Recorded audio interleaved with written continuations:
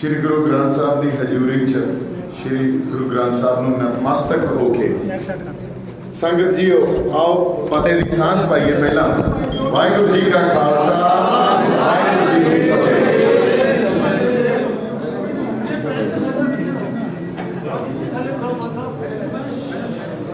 साहिबजादा बाबा श्री जुझार सिंह रण च जूझते दुश्मन नाल लोहा लेंदे इत्थे शहीद होए ते बाबा संतोख सिंह जी की बरसी आ। उस मौके ते भी आपां इकट्ठे होए हैं। पर कई बारी देखो ये इतिहास सानू सिखाउंदा की आ। बाबा कुलविंदर सिंह जी बैठे हैं, इन्हां दा उपराला भी आपां इकट्ठे होए हैं। इकट्ठे होके कुछ संगत रूपी साड़ी परंपरा च असीं विचारा करते हैं और आपके इतिहास की गल करते हैं, आपके योद्धियों की गल करते हैं, गुरु खालसा पंथ की गल करते हैं। साढ़े वर्गियां ने तो गुरु खालसा पंथ की सिर्फ गल ही करनी आ, बड़ियां कमियां साडे च। पर जे गुरु खालसा पंथ नूं सांभी बैठा कोई या गुरु खालसा पंथ की रवायतां ते परंपरा नूं कोई सांभी बैठा तो वो साडियां नहीं सिख जथेबंदियां।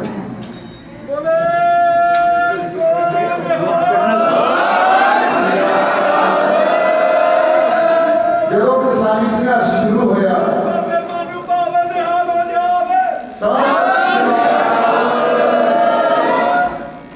जदों किसानी संघर्ष शुरू होया असीं उत्थे गए ते जिस दिन ये पता लग्या कि साडे नहीं सिंह जथेबंदियां आपनियां वजीरां उन्होंने घर लियां दिल्ली वाल नूं ते इत्थे मोर्चे च आके साडे नाल बैठणगीआं।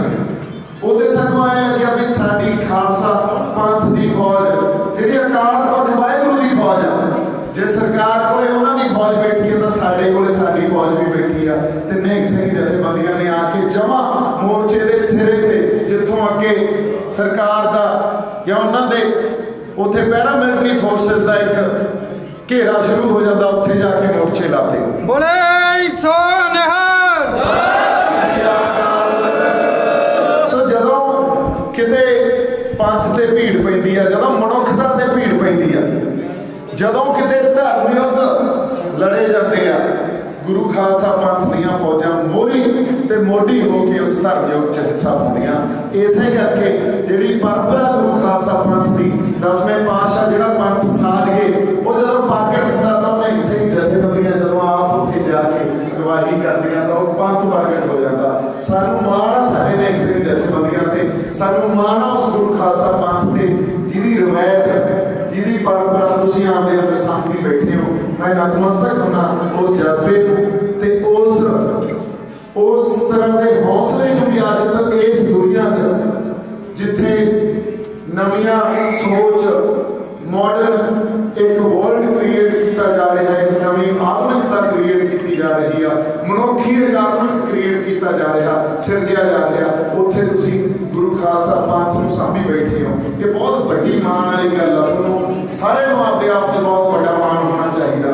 ते असीं तां तुहाडे अगे क्योंकि पंथ उस परमेश्वर का अकाल का पंथ हमेशा ही नतमस्तक रहांगे। जिथे किते तुरे फिरदे आ पिछे एक खालसा पंथ बैठा, इसे करके तुरे फिरदे आ, होर साडे पल्ले की है। सो इतिहास की गल कर रहे सी, बाबा जुझार सिंह साहिबजादा जुझार सिंह इत्थे रण च दुश्मन नाल लड़दे शहीद हो गए। हुण जिहड़ियां कौमां दे इतिहास हुंदे आ, कले सिख पंथ की सिख कौम की गल ना करके इस धरती की वसदियां उन्हां हर कौम की गल करिए जिन्हां कोले आपदा इतिहास आ।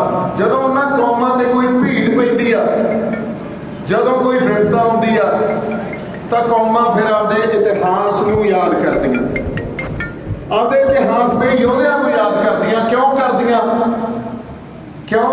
क्योंकि वर्तमान च जदों भीड़ ते कोई विपदा पैंदी आ कौम ते फिर इतिहास च जाके असीं उन्हां तो सेध ते प्रेरणा लेनी हुंदी है। पर जे आए असीं समझीए भी सारे ही सेध प्रेरणा ते सेध लै लैंदे आ, ये भी गल नहीं है।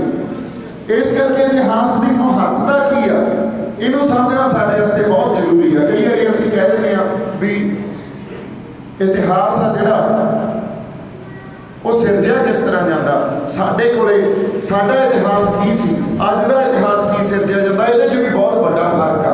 तो इतिहास की महत्ता की आ, क्योंकि जिहड़ा गल सानू समझ आऊगी, जिस तरह समझांगे फिर ही महत्ता की समझ आउंदी है। किसे वेले साडी धरती ते इस खित्ते च जिहड़े लोग वसदे सी वो इतिहास की गल किवें करते सी। इतिहास की गल साडियां नानियां दादियां जदों बड़े बड़े जलसे होने, गुरु महाराज की गल होनी, गुरुद्वारा साहब च जलसे होने, वासियां के जलसे होने, गुरपुरब के जलसे होने, उतों ढाडी जत्थे आके वारां गाउंदे इतिहास की गल होंदी। इतिहास की गल सानू साखियां सुनाईयां जांदियां, उहदे च कीती जांदी सी। साडे कोले साडा इतिहास मौखिक रूप च पिया हुंदा सी। कौमां दा इतिहास विश्वास ते टिकिया हुंदा सी, यादां ते टिकिया हुंदा सी। जदों गुरु नानक साहब की साखी सुनाई जानी भी एक सप ने गुरु नानक साहब नूं छां करती सी, ये विश्वास ही सी ना, ये यादां ही सी, जिहड़ा इतिहास साडे कोले तुरिया आउंदा सी। गुरु 10वें पातशाह ने जदों यह गल कही आ भी सब सिखण को हुक्म है गुरु मान्यो ग्रंथ, ये भी इतिहास मौखिक रूप च साडे कोले पहुंचिया है। ਇਹਦਾ कोई लिखित प्रमाण तो साडे कोले नहीं है। साडियां यादां ते साडे विश्वास के आधार पर साडा इतिहास पहुंचा। फिर गड़बड़ कित्थे हुई? गड़बड़ उदों हुई जदों अंग्रेज आके अंग्रेजों का राज इस खित्ते च आया। अंग्रेजों ने आके जिथे राज करना होवे उस कौम नूं समझना, उन्होंने विश्वास को समझना, वो चलते कितों आ, किहड़ी चीज़ है जिहड़ी उहनूं चलाउंदी आ उस कौम नूं, इहनूं समझना राज करने वाले जिहड़ा एक वर्ग हुंदा उहदे वास्ते बड़ा जरूरी हुंदा। अंग्रेज़ों ने आके साडे इतिहास नूं समझण की कोशिश की। उन्होंने कहा इन्हां कोले तां इन्हां दा इतिहास ही कोई नहीं, इन्होंने तो लिखिया ही कुछ नहीं हजे तक। ये तां मौखिक रूप से इन्हां दे ढाडी जत्थे इन्हां दीयां जो घर च साखियां कहानियां जिहड़ियां सुनाईयां जांदियां, इतिहास तो पिया ही उन्हां च। फिर उन्होंने विद्वान पैदा किए, विद्वान पैदा किए, विद्वान जिहड़े पैदा होए वो पैदा होए अंग्रेजी फलसफे या उन्हां सारियां रीति रिवाजां नाल जिहदे च ये दस्सिया गया सी भी जिस गल का प्रमाण नहीं है वो गल सच्ची नहीं है। फिर उन्हां विद्वानां ने सारा इतिहास लिखना शुरू किया, इतिहास के नाल पूरी छेड़छाड़ी हुई। वो विद्वान कितों चलते सी? वो खालसा पंथ दियां या इस परमेश्वर या अकाल पुरख या कुदरत दियां रीति रिवाजां नाल नहीं चलते सी। वो मनुखी बुद्धि जो गल उन्हां नूं ठीक लगदी सी उहनूं ओह सफे ते लिख दिंदे सी भी आ गल का कोई प्रमाण नहीं है, ये किसी तत्थ के आधार नहीं है, किसी दलील के आधार नहीं है। सो इस करके ये इतिहास की कोई महत्ता है ही नहीं। महत्ता किस गल की है जिहदा कोई प्रमाण जिहड़ी दलील दी जा सकती है भी आ फलानी गल फलाने थां ते होई सी, आ वेख लो आ जगह हजे उत्थे प्रतख पई। सो इतिहास नाल बेइंसाफी अंग्रेज़ों ने शुरू की, साडे इतिहास नाल करनी ते आपदे हिसाब नाल साडा इतिहास नूं ढालदा। उस तो बाद अंग्रेज़ों के जाण तो बाद साडे आपदे विद्वान पैदा हो गए। साडे आपदे विद्वानां ने आपदे हिसाब नाल उही, क्योंकि पढ़ के कित्थों आए सी, उसे अंग्रेजी विद्या तो पढ़ के आए सी, उसे मॉडर्न विद्या तो पढ़ के आए सी। उन्होंने आप इतिहास को आपके हिसाब नाल ढालता। अज जो स्कूलों च कालजां च इतिहास पढ़ाया जाता वो मैनूं किसी नूं कोई दस दे भी वो किसी तरह प्रेरणा ते सेध दिंदा होवे, पर जे इतिहास नूं सांभी बैठे हो तो तुसीं सांभी बैठे हो आपदे अंदर। जिथे अज असीं बाबा जुझार सिंह दे उस स्थान ते खड़े हाँ जिथे इन्हां दी शहीदी होई सी। हुण इहदा की प्रमाण दे दईए? विश्वास ते साडीआं यादां ही हैं। शहीदी इत्थों किला उधर हुई सी कि शहीदी इधर हुई सी, इस गल नाल इतिहास नूं फर्क पैंदा। पर इस गल ते सानूं मुझा देणगे जदों आनंदपुर साहब श्री केसगढ़ साहब का किला छड्डिया, उदों सरसा नदी च पानी गोडियां ताईं सी कि लक ताईं सी, इस गल ते भी उलझा देणगे नवें विद्वान दा। इस गल नाल इतिहास नूं कोई फर्क नहीं पैंदा कि पानी गोडियां ताईं सी कि लक ताई सी।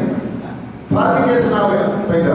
फर्क इस गल नाल पैदा भी वो कर की गए, मिथ किहड़े सिर च गई, किहड़ा धर्म युद्ध ला के उस वेले की हुकूमत उस वेले दी सरकारां दे खिलाफ। सो जदों असी इतिहास नूं समझण की गल करते हैं, असी किहड़ा इतिहास ते किहड़ी महत्ता समझ रहे हैं, ये साडे अंदर फलसफे किहड़े पैदा किए गए हैं, इस गल ते बहुत ਵੱਡੀ समझ होनी चाहिए है कि विशाल दायरे च रख के सानूं इन्हां गल्लां नूं समझना पਊਗਾ। इसे तरह अज किसानी संघर्ष, जदों असीं किसानी संघर्ष की गल करते हैं उतों बार बार ये गल ये मैं कित्थे लिया के जोड़ रहा इहनूं समझिओ। जदों तंग नज़री च असीं गल्लां नूं देखांगे, तंग नज़री च गल्लां नूं देखांगे तां सानूं विशाल दायरे च रख के महत्ता वर्तमान की या इतिहास की महत्ता दोनों गल्लां दा समझ नहीं आउणा। किसानी संघर्ष च सानूं ये गल्लां दस्सियां गईयां भी ये किसानां दा संघर्ष आ, इत्थे नहीं ਸਿੰਘ जथेबंदियां की करदियां, इत्थे बाकी जिहड़े वर्ग बैठे आ वो की करदे आ, किसानां दा संघर्ष आ। ये हुंदी आ तंग नज़री। जदों इतिहास नूं तंग नज़री नाल समझना ते उसे संदर्भ च तुसीं वर्तमान च चल रहे वरतारिਆਂ ਨੂੰ भी तंग नज़री च समझण लग जाओ। फिर तुहानूं ऐ लगू भी वाकई गल सच्ची आ, ये तां किसानां दा संघर्ष आ, इत्थे आपां की करना। पर कोई भी संघर्ष जदों हुकूमतां दे खिलाफ हक ते हकूक ਲਈ लड़िया जाता वो कल्ले किसानां तक सीमित नहीं रहिंदा। उत्थे हक ते हकूक की गल की जा रही है, हुकूमत के खिलाफ संघर्ष लड़िया जा रहा। जे नहीं सिंह जथेबंदियां या साडे अगे बंदे उत्थे बैठे आ, वो इतिहास नूं या अज दे वर्तमान च चल रहे वरतारे नूं एक बहुत विशाल नज़री या नज़र उस विशाल दायरे च रख के समझ जो उन्होंने चाहो इस करके बैठिया नहीं सिंह जथेबंदियां उत्थे गईयां उत्थे बैठियां, उन्होंने ये कहा गया भी तुसीं वापस चल जाओ, जो टाइम होया तुहानूं बुला लांगे। एड्डी तंग नज़री थोड़ी आपदी फौज और धर्म युद्ध लड़न आए हुए आ, उस सरकार के खिलाफ उन्होंने बीजेपी के लीडर के खिलाफ, मोदी के अमित शाह के लीडर के खिलाफ जिहड़े निर्दयी ते जालिम, जिथे किते कुदरत ते मनुखता ते भीड़ पऊगी तां इह अकाल दा धर्म ते अकाल दा पंथ नाल जाके खड़ूगा ते मोटी होके लड़ूगा। करे जावे फतेह पावे निहाल हो जावे। पर इन्हां नूं इह गल नहीं समझ आउंदी भी आ जिहड़ा संघर्ष आ या इदों पहिलां भी जिहड़े संघर्ष होए आ, 84 च असीं एक संघर्ष वड्ढिया सी, खाड़कू संघर्ष बड़ा लंबा लड़िया इस धरती तो साडे योधियां ने। कल परसों ही 6 जून सी, उत्थे उन्हां सारे योधियां दी बरसी मना के आए हैं, उन्होंने याद करके आए हैं। ये जदों संघर्ष लड़े जाते आ, इन्हां संघर्षां दे इन्हां नूं समझना इहदे च परतां की हुंदियां। पुराने साडे संघर्ष नूं सिर्फ भिंडरां वाले संत ते इंदिरा गांधी ये दो बंदियां दे संदर्भ च समझण लग जाइए तो असीं फिर भी खता खा जाएंगे। अज उही गल ते कल्ला मोदी करके खड़ा ते इधर किसान खड़े आ, असीं इसे संदर्भ च समझण लग जाइए, असीं फिर खता खा जाएंगे। संघर्ष दीयां बड़ियां परतां हुंदियां, रियालिटी जिहड़ा सच आ उहदियां बड़ियां परतां हुंदियां, जो चल रहा उस वेले उहदियां बड़ियां परतां हुंदियां। जदों हक दे हकूक की गल की जा रही आ, धर्म युद्ध लड़िया जा रहा, उस धर्म युद्ध च असीं सरकार दे उस हुकूमत दे उल्ट जाके आपदे हकों की राखी भी कर रहे हैं, आवाज़ भी बुलंद कर रहे हैं ते आपदे हक मंग भी रहे हैं। फिर उत्थे जे असीं ये कह दईए भी एक सीमित दायरे या एक सीमित एक मनुखता के वर्ग का ही संघर्ष है, दूजे बंदियां का संघर्ष नहीं आ। ये जिहड़ी गल सानू समझनी पऊगी। जदों किते कुदरत ने कोई अंदोलन खड़ा किया, संघर्ष खड़ा किया, उस वेले कुदरत के वो सारे वर्ग जिहड़े गुलाम या गुलामी नहीं महसूस करते। देखो इन्होंने तो पढ़े लिखे ਸਾਡਾ ਸਾਡੇ ਵੀ ਪੜ੍ਹੇ ਲਿਖੇ ਲੋਕ ਆ ਨਾ, ਉਹ ਵੀ ਗੁਲਾਮੀ ਆਪਦੇ ਗਲਾਂ 'ਚ ਪਾਈ ਫਿਰਦੇ ਆ। ਸਰਕਾਰਾਂ ਨੇ ਤੁਹਾਨੂੰ ਬਣਾਉਣਾ ਹੀ ਗੁਲਾਮ ਹੁੰਦਾ। ਜੋ ਨੀਤੀਆਂ ਘੜਤੀਆਂ, ਜੋ ਉਹਨਾਂ ਨੇ ਕਾਨੂੰਨ ਬਣਾਤੇ, ਉਹਨੂੰ ਜੇ ਤੁਸੀਂ ਮੰਨ ਲਓਗੇ ਤਾਂ ਠੀਕ ਆ, ਪਰ ਜਿੱਦੇ ਉਹਦੇ ਹੱਕ ਦੀ ਗੱਲ ਕਰੋਗੇ ਉਹਦੇ ਇਹਨਾਂ ਨੇ ਤੁਹਾਡੇ ਵਿਰੁੱਧ ਇੱਕ ਮੁਹਿੰਮ ਵਿੱਢ ਦੇਣੀ ਆ। ਜੇਲ੍ਹਾਂ 'ਚ ਵੀ ਸਿੱਟਣਾ, ਤੁਹਾਨੂੰ ਮਾਰਨਗੇ ਵੀ, ਤੁਹਾਡੇ ਤੇ ਗੋਲੀਆਂ ਵੀ ਚਲਾਉਣਗੇ। ਤੇ ਸਾਡੇ ਨਾਲ 84 'ਚ ਇਹੀ ਹੋਇਆ ਨਾ। ਉਹਨਾਂ ਯੋਧਿਆਂ ਨੇ ਆਪਦੇ ਹੱਕ ਹਕੂਕ ਦੀ ਗੱਲ ਹੀ ਕੀਤੀ ਸੀ, ਧਰਮ ਯੁੱਧ ਹੀ ਲੜਿਆ ਸੀ। ਸਾਡੀ ਪਰੰਪਰਾ ਹੀ ਸੀ ਨਾ, ਚੜ ਕੇ ਆਏ ਨੂੰ ਤੇਗ ਤੇ ਦਰ ਤੇ ਆਏ ਨੂੰ ਦੇਗ। ਸੋ ਜਦੋਂ ਚੜ ਕੇ ਆ ਗਏ, ਫਿਰ ਇਹ ਗੱਲ ਬੜੀ ਇੱਕ ਪ੍ਰਚਾਰੀ ਜਾਂਦੀ ਆ ਵੀ ਸੰਤ ਜਰਨੈਲ ਸਿੰਘ ਭਿੰਡਰਾਂਵਾਲਿਆਂ ਨੂੰ ਕੀ ਲੋੜ ਸੀ ਉੱਥੇ ਹਥਿਆਰ ਲੈ ਕੇ ਬੈਠਣ ਦੀ। ਜਦੋਂ ਕਿਸੇ ਤਖਤ ਨੂੰ ਵੰਗਾਰਿਆ, ਇਸ ਗੁਰੂ ਖਾਲਸਾ ਪੰਥ ਨੇ ਆਪਦੇ ਤਖਤ ਤੋਂ ਵੰਗਾਰਿਆ। ਕਿਉਂ? ਸਾਨੂੰ 10ਵੇਂ ਪਾਤਸ਼ਾਹ ਤਖਤ ਦੇ ਕੇ ਗਏ। ਕਿਉਂ? 6ਵੇਂ ਪਾਤਸ਼ਾਹ ਨੇ ਅਕਾਲ ਤਖਤ ਸਾਹਿਬ ਸਾਨੂੰ ਦਿੱਤਾ, ਕਿਉਂਕਿ ਉਹ ਅਕਾਲ ਦਾ ਤਖਤ ਆ। ਜਦੋਂ ਕਿਤੇ ਮਨੁੱਖਤਾ ਤੇ ਕੋਈ ਭੀੜ ਪਊਗੀ, ਉਸ ਅਕਾਲ ਦੇ ਤਖਤ ਤੋਂ ਆਵਾਜ਼ ਵੀ ਬੁਲੰਦ ਹੋਊਗੀ ਤੇ ਉੱਥੋਂ ਧਰਮ ਯੁੱਧ ਦੀ ਸ਼ੁਰੂਆਤ ਵੀ ਕੀਤੀ ਜਾਊਗੀ। ਸੋ ਸੰਤਾਂ ਨੇ ਉਸੇ ਪਰੰਪਰਾ ਨੂੰ, ਜਿਹੜੀ ਪਰੰਪਰਾ ਪਹਿਲਾਂ ਸਿੱਖਾਂ ਨੇ ਨਿਭਾਈ ਆ, ਚਾਹੇ ਸਾਡੇ ਜੱਸਾ ਸਿੰਘ ਆਹਲੂਵਾਲੀਆ ਹੋਣ, ਜਰਨੈਲ 18ਵੀਂ ਸਦੀ ਦੇ, ਚਾਹੇ ਚੜ੍ਹਤ ਸਿੰਘ ਹੋਣ, ਚਾਹੇ ਹਰੀ ਸਿੰਘ ਭੰਗੀ ਹੋਣ, ਜਦੋਂ ਅਬਦਾਲੀ ਨੇ ਉਹਨਾਂ ਨੂੰ ਲਲਕਾਰਿਆ ਸੀ ਤੇ ਉਸ ਵੇਲੇ ਅਬਦਾਲੀ ਨੂੰ ਉੱਥੋਂ ਹੀ ਸੁਨੇਹਾ ਭੇਜਿਆ ਸੀ ਵੀ ਜੰਗ ਲਈ ਅਸੀਂ ਅੱਜ ਵੀ ਤਿਆਰ ਹਾਂ। ਤੇ ਜਦੋਂ ਦਿੱਲੀ ਦੇ ਤਖਤ ਨੂੰ ਵੰਗਾਰਿਆ ਗਿਆ ਵੀ ਜੇ ਤੁਸੀਂ ਸਾਨੂੰ ਸਾਡੇ ਹੱਕ ਨਹੀਂ ਦਿੰਦੇ ਤੇ ਅਸੀਂ ਤਿਆਰ ਬੈਠੇ ਹਾਂ। ਸੋ ਇਹਨਾਂ ਰਵਾਇਤਾਂ ਨੂੰ ਭੁੱਲ ਕੇ ਆਧੁਨਿਕਤਾ ਨਵਾਂ ਜਿਹੜੀ ਇੱਕ ਇਹਨਾਂ ਨੇ ਸਿੱਖਿਆ ਸਿਰਜਤੀ ਵੀ ਹਥਿਆਰ ਕਿਉਂ ਰੱਖੇ ਸੀ।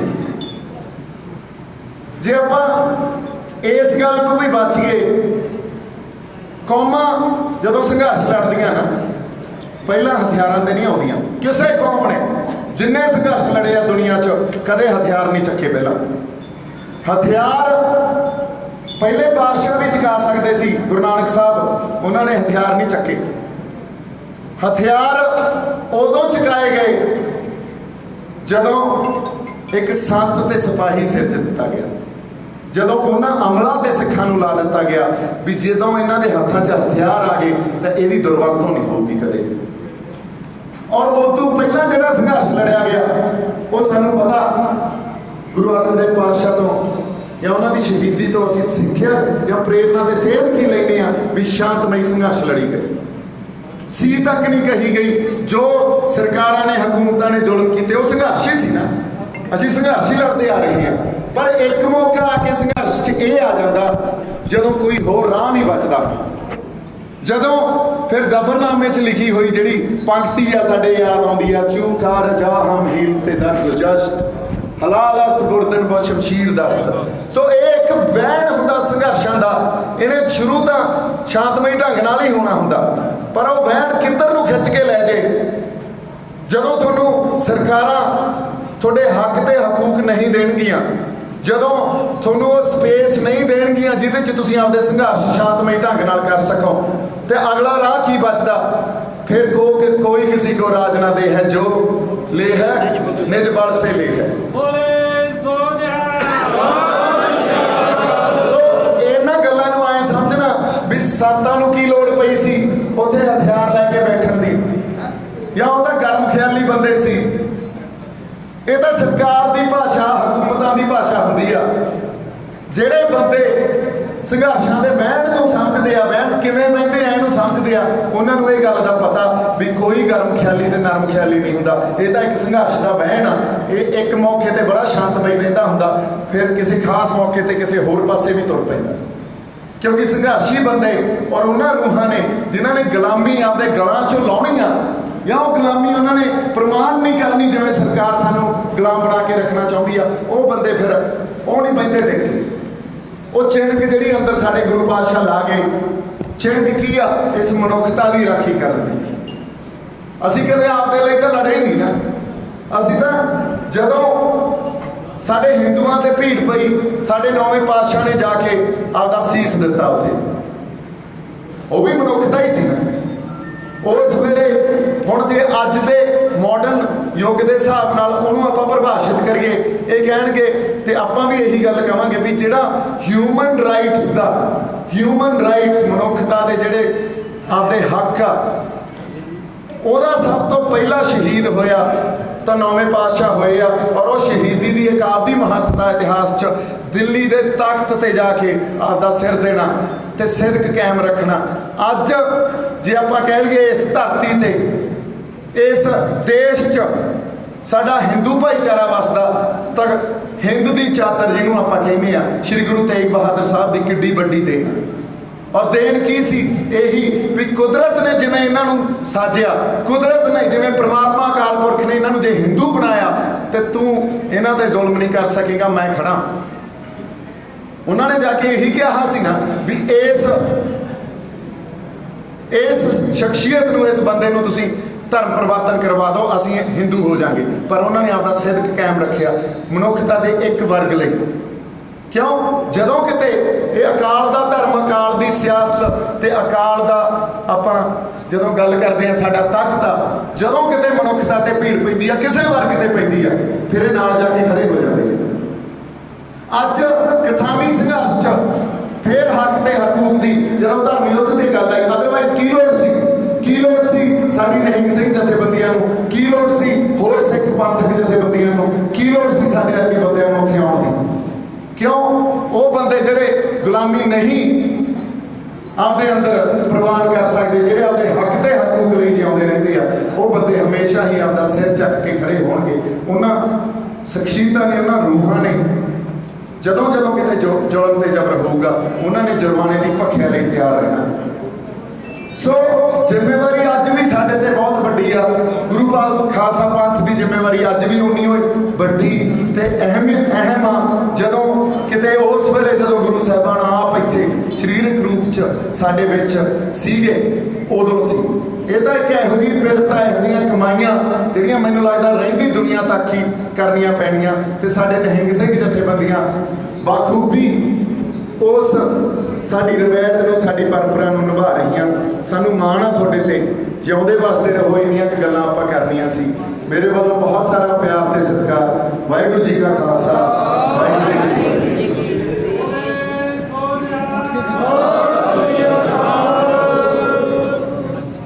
ਇਹ ਸਨ ਸਾਡੇ ਬਹੁਤ ਹੀ ਸਤਿਕਾਰਯੋਗ ਵੀਰ ਦੀਪ ਸਿੱਧੂ ਜੀ, ਜਿਨ੍ਹਾਂ ਨੇ ਮਨੁੱਖਤਾ ਦੀ ਸੇਵਾ ਅਤੇ ਮਨੁੱਖਤਾ ਦੀ ਪਰੰਪਰਾ ਨੂੰ ਕਿਵੇਂ ਆਪਾਂ ਨੇ ਸਮਝਣਾ ਤੇ ਉਹਨੂੰ ਚਲਾਉਣਾ, ਉਹਦੇ ਬਾਰੇ ਗਿਆਨ ਪਾਇਆ।